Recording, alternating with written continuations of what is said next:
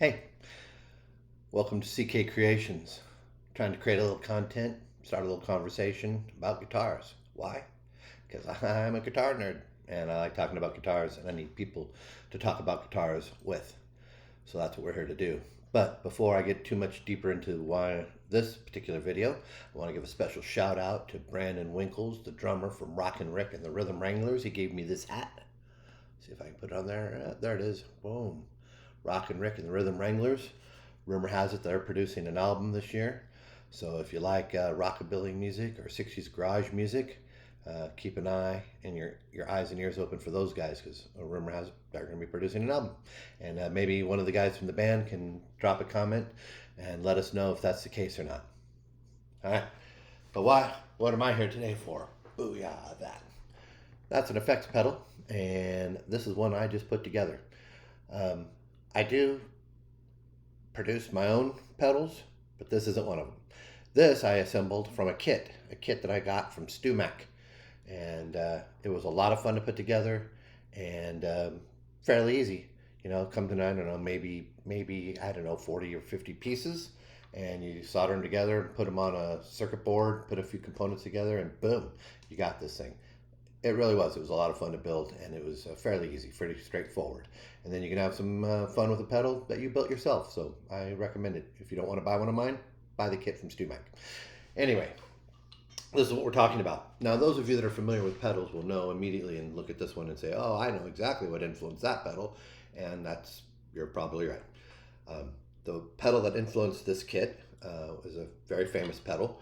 It's an overdrive pedal that is designed to compete with the Boss Overdrive OD1 pedal.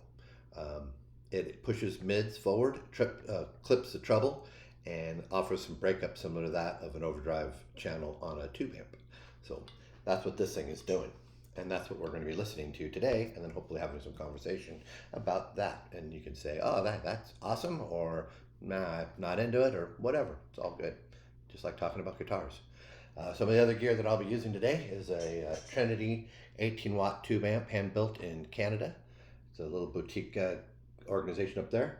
I will be feeding that into a 5150 cab with 4 12s, which is probably too much cab for this room, but I like it. I got others. That's the one I like. And speaking of my likes, this is the guitar we'll be using. This is an Epiphone Dot. The interesting thing about Epiphone Dots is they are probably the lower end, for lack of a better phrase, the lower end of the Gibson Epiphone line, the Epiphone Gibson family. This is the lower end, but people love them, and count me in. I love mine. That closet right there, closet behind me, filled with guitars, of which all of them are more expensive than this one. But for some reason, this is the one I always grab. I love it. So, they're so cheap that they call them dots, right? Because rather than having the normal Epiphone or Gibson markers on the fretboard, they come with dots, like the other brand. So anyway, that's why they call them dots, and they're really cool, and I like it. Also, I mean, backstory.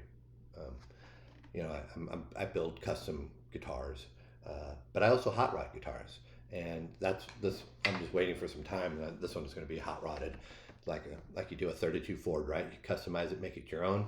That's what I'm going to do with this. I'm going to customize it, make it my own. But it started life as an Epiphone Dot, and it's still in that configuration now.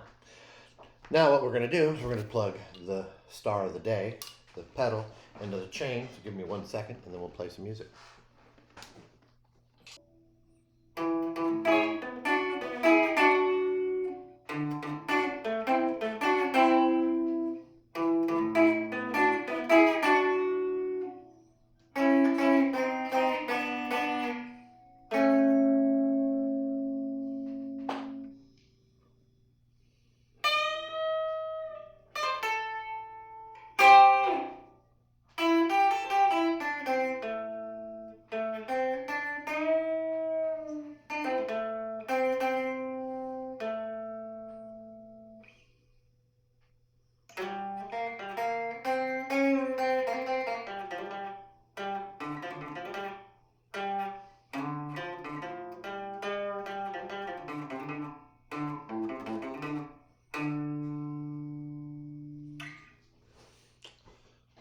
the clean tone.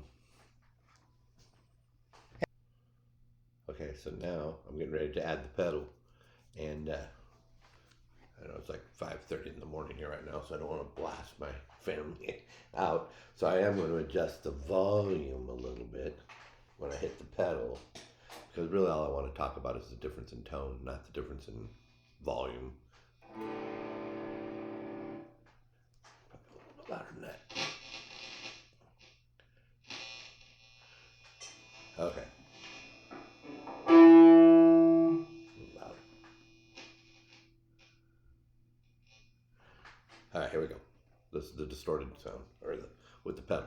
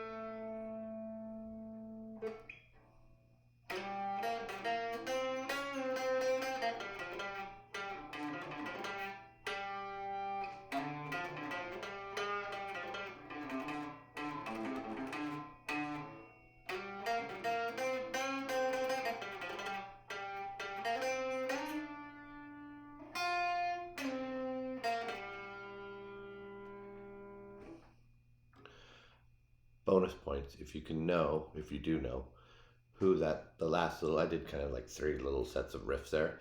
The last riff, the first two were just things I kind of fooling with. But the third one is an actual riff played by an actual guitar god. He plays it faster. But if you know the song that came out of an old blues standard that really kind of launched the career of this guitar player that I'm talking about, that was kind of his first big album that contained that song. So if you know that song, put it in the comments below. All right. All right, so several things we need to discuss. One was the video protection. Hey, I apologize. First video I've ever really done, and I don't have a clue. I'm technologically challenged, but I'm going to learn and I'm going to get better. But so I apologize. Originally, this was all supposed to be one long clip, and the part that I shot yesterday, where I was doing the first talking, and then I go to plug in the guitar, the pedal actually, into the chain, and then start playing. I had some video production, nothing that related to the guitar or the equipment, challenges, and so I had to do things different. So this morning I got up at 5 in the morning and added the video clips about the clean playing and then the distortion playing, and didn't really know how to mesh those all together, so they're kind of choppy. So, and now I'm adding this segment. So anyway, but you got to hear the clean tone, you got to hear the distortion pedal, the overdrive pedal in there, and so what do you think? Is there a difference? Can you tell a difference? Was the difference worth it? Let me know. Let's talk about guitars. All right, man. Thanks.